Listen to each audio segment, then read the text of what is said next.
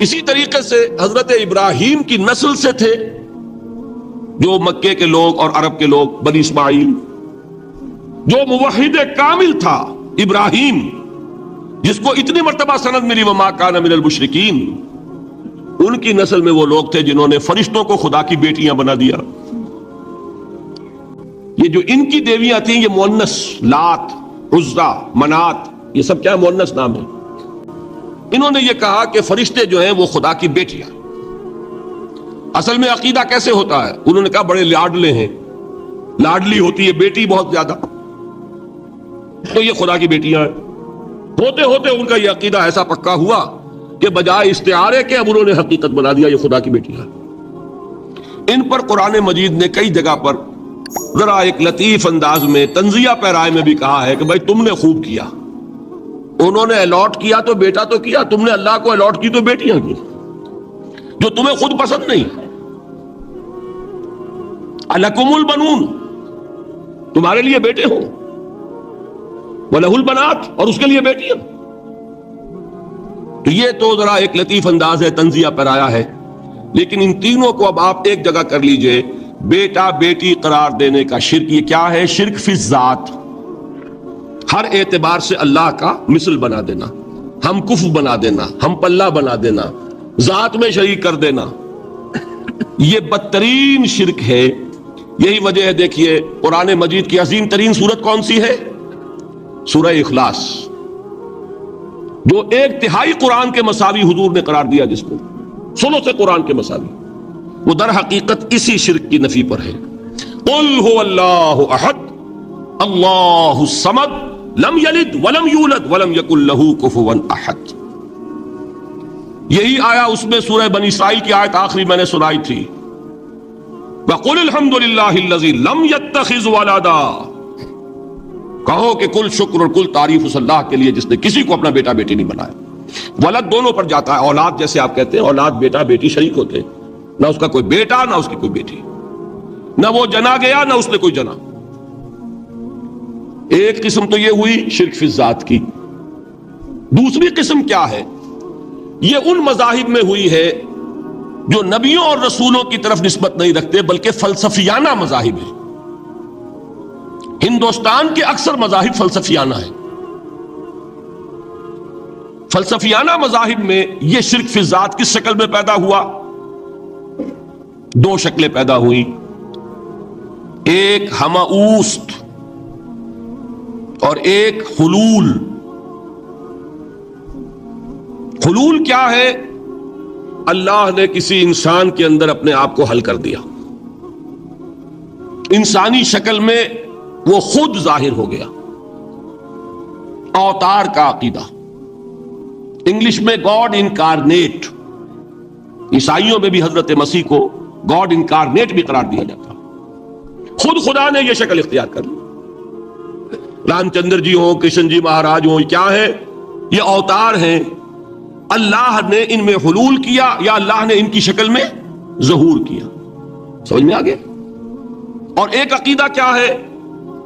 یہ بڑا فلسفیانہ مسئلہ ہے، دیکھیے بڑا ٹیڑھا مسئلہ ہے یہ، لیکن میں اس وقت اس کی تفصیل میں نہیں جاؤں گا، بہت باریک باتیں ہو جائیں گی۔ مسئلہ کیا ہے کہ اگر خدا کو مان لے تو پھر سوال یہ ہے کہ خدا نے اس کائنات کو کیسے پیدا کیا؟ یہ ایک سوال آتا ہے ذہن میں، جس کے نہیں آتا وہ کہے گا پاگل پن ہے، خامخواہ اس پر کیوں سوچتے ہیں، لیکن جس کے ذہن میں سوال آ گیا اس کے لیے بڑی مصیبت ہو جاتی ہے۔ وہ تو سوچتا ہے، انسان کا اختیار نہیں ہوتا اپنے ذہن پر، وہ لاکھ روکے اسے مت سوچو، وہ اور سوچے گا۔ یہ مصیبت ہے فلسفیوں کی، کیسے پیدا کیا؟ اب ایک تصور تو یہ ہے کہ جیسے یہ میز ہے، بڑھئی نے بنایا اس کو، بڑھئی علیحدہ ہے، میز علیحدہ ہے، لیکن اس میں یہ بات ماننی پڑے گی کہ پہلے کوئی چیز تھی جس سے میز بنائی، لکڑی تو تھی نا، اس سے میز بنائی۔ لہذا ہندوؤں میں ایک عقیدہ یہ ہے کہ خدا بھی قدیم، مادہ بھی قدیم، خدا نے اس مادے سے یہ شے بنا دی، مادے سے یہ بنا دی۔ وہی مٹی کی تغاری ہوتی ہے، کمہار اس سے کوئی رکابی بنا دیتا ہے، کوئی وہ ہنڈیا بنا دیتا ہے، کوئی گھڑا بنا دیتا ہے، مٹی تو ہے نا پہلے۔ تو مادہ بھی قدیم، خدا بھی قدیم، اور مادے سے خدا نے یہ شکلیں بنا دی۔ ٹھیک، یہ بھی سنویت ہو گئی، توحید تو ختم ہو گئی۔ تو جن لوگوں کا ذہن تھا توحیدی لیکن اس مسئلے میں الجھ گئے، انہوں نے ایک اور شکل تجویز کی کہ خدا خود ہی اس شکل میں تبدیل ہو گیا۔ کیسے؟ جیسے برف پگھلتی ہے تو پانی بن جاتا ہے۔ پانی کہاں سے آیا؟ برف سے۔ اب کوئی پوچھے برف کہاں ہے؟ بھائی یہی پانی ہے، یہی برف ہے یا نہیں؟ اسی پانی کو آگ کے اوپر آپ نے رکھ دیا، وہ بھاپ بن گئی۔ اب آپ کہیں برف کہاں ہے، پانی کہاں ہے؟ یہی بھاپ جو ہے یہی در حقیقت پانی ہے، یہی بھاپ جو ہے یہی برف ہے۔ یہ ہے وہ ہماؤس پینتھیزم جس کو انگریزی میں کہتے ہیں، کہ خود خدا نے روپ دھار لیا اس کائنات کا۔ یہ دو فلسفے ہیں۔ کیا ہے یہ؟ بدترین شرک ہے۔ پہلی اگر شکل ہے تو وہ انسان خدا قرار پا گیا، جس کو اوتار مانا وہ خدا ہو گیا کہ نہیں؟ اور دوسری شکل میں تو ہر چیز ہی خدا ہے، یہ بھی خدا، یہ بھی خدا، پتھر بھی خدا، درخت بھی خدا، ہر چیز خدا۔ اس لیے کہ وہ برف پگھلی ہے تو پانی بنا ہے۔ وہ پانی چاہے زیر زمین آ رہا ہے، وہ پانی چاہے زمین کے اوپر دریا کی شکل میں آ رہا ہے یا زمین میں سوتے چل رہے ہیں، پانی تو وہی برف ہے جو پہاڑوں پر ہمالیہ پر پڑا ہوا ہے، وہی پگھل رہا ہے، یہ کچھ بن رہا ہے۔ یہ ہے شرک فی الذات کی دوسری قسم جو دنیا میں رہی، پینتھیزم اور انکارنیشن، یا حلول اور ہماؤست۔ سمجھ میں آگے؟ اب میں ایک بات آپ سے عرض کروں گا، اللہ کا اس امت پر بہت بڑا فضل ہے جس کا آپ کو شکر ادا کرنا چاہیے۔ اس نوع کے شرک سے یہ امت 15ویں صدی شروع ہو جانے کے باوجود تاحال بحیثیت مجموعی محفوظ ہے۔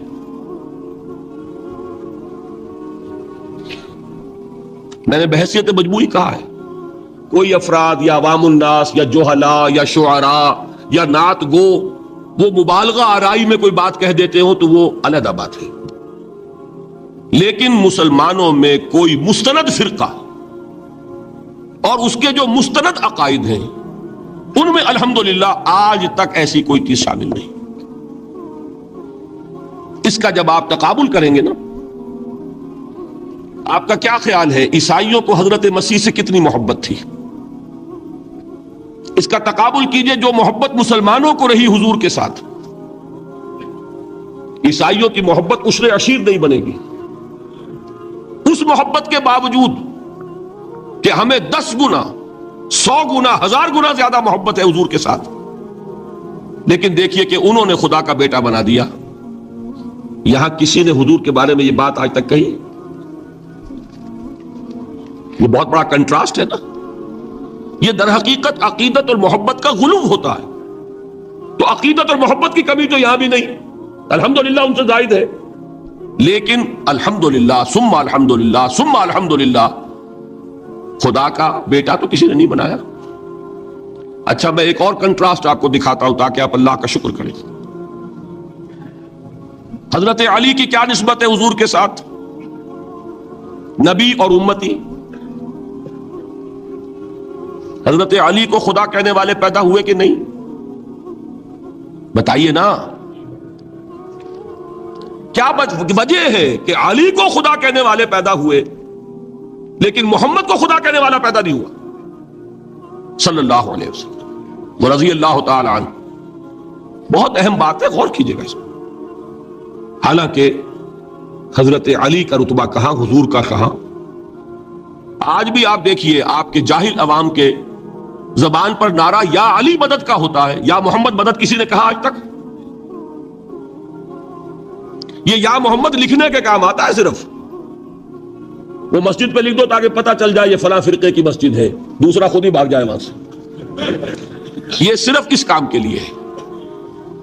باقی جہاں اصل میدان میں بات آتی ہے کوئی نعرہ لگاتا ہے یا محمد مدد، محمد کا رتبہ اونچا یا علی کا، تو ان سے کیوں نہیں مدد مانگی؟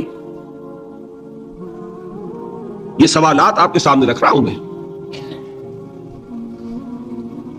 پھر یہ کہ جس طریقے سے کہ غوث اعظم کو پکارا جاتا ہے، کیا محمد کو پکارا جاتا ہے؟ کیا نسبت ہے؟ حضرت علی تو پھر بھی صحابی ہے، خلیفہ چہارم ہے، حضور کے چچا داد بھائی ہیں، داماد ہیں، غوث اعظم تو بہرحال وہ نسبت تو نہیں ہے۔ دیکھیے میں اس کا تعلق جوڑتا ہوں ختم نبوت سے۔ جس طرح اللہ نے خصوصی حفاظت فرمائی ہے قرآن کی، اسی طرح خصوصی حفاظت فرمائی ہے محمد الرسول اللہ۔ یہ اسپیشل پروٹیکشن ہے، ورنہ نہیں ہو سکتی تھی۔ یہ خصوصی تحفظ ہے اللہ کا۔ یہاں بگاڑ پیدا ہو جائے تو صحیح کون کرے گا؟ اب حضرت مسیح کی اصل حقیقت تو حضور نے آگے بتا دی۔ ذالک عیسی ابن مریم قول الحق الذی فیہ یمترون ما کان للہ ان یتخذ ولدا سبحانہ۔ یہ حضور نے آ کر حضرت مسیح کی حقیقت بیان کر دی کہ نہیں؟ سورہ مریم کی یہ آیات سنی تھی نجاشی رحمت اللہ علیہ نے جب حضرت جعفر ابن ابی طالب کی زبان سے، تو کیا کہا تھا تنکا اٹھا کر، خدا کی قسم جو ان آیات میں مسیح کا مقام بیان ہوا ہے، مسیح اس سے تنکا بھر بھی زیادہ نہیں ہے۔ لیکن اگر محمد الرسول اللہ کو خدا کا بیٹا بنا دیا گیا ہوتا یا خدا بنا دیا گیا ہوتا تو کون آتا اس کی اصلاح کے لیے؟ جیسے قرآن مجید کا تحفظ ہے ایسے ہی محمد الرسول اللہ کا تحفظ ہے۔ وہ تحفظ ہوا کیسے ہے؟ جتنا قرآن مجید نے ایمفیسائز کیا حضور کی بشریت کو، قل انما انا بشر مثلکم، اے نبی ان کو بتاتے رہیے، بار بار بتائیے کہ مجھے کچھ اور نہ بنا لینا، میں بھی بشر ہوں، انسان ہوں۔ ہاں مجھ پر وحی ہوتی ہے، تم پر نہیں ہوتی، یہ فرق ہے۔ میں رسول ہوں، تم نہیں ہو۔ یہ بعد میں ذرا اور مسئلہ میں واضح کروں گا، ابھی صرف یہ نوٹ کیجئے کہ یہ تحفظ جو ہے، جیسے قرآن کو تحفظ دیا لیکن اس کے لیے ذرائع بھی ہے نا۔ یہ حفظ قرآن کا سلسلہ جو ہے یہ اس کا ذریعہ بنا، یہ رمضان میں تراویح جو ہے اس کا ذریعہ بنی۔